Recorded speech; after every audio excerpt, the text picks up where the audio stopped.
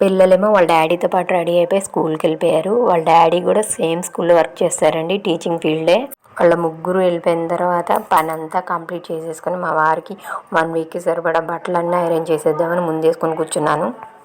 Iron చేసిన బట్టలు వేసుకుంటేనే మగవాళ్ళ గౌరవం పెరిగిపోదండి. ఇల్లాల్ని బట్టే ఇంటి ఆయన గౌరవం ఉంటుంది.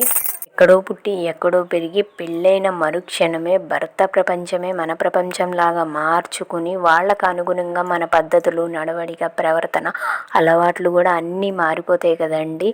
సో ఊరు పేరు అన్నీ చేంజ్ అయిపోయినా కూడా ఎటువంటి బెరుకు లేకుండా చక్కగా కుటుంబాన్ని తీర్చిదిద్దుకునేది ఆడదే కదండి.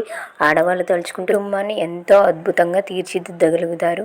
మనల్ని పెళ్లి చేసుకున్నందుకు వాళ్ళకి ఓల్డ్ ఏజ్ వచ్చే వరకు కూడా ఆమెను చేసుకున్నందుకు చాలా ప్రౌడ్గా ఫీల్ అవుతున్నాను. అనుకునేలా చెయ్యగలగటమే మనం వాళ్ళకిచ్చే గౌరవం.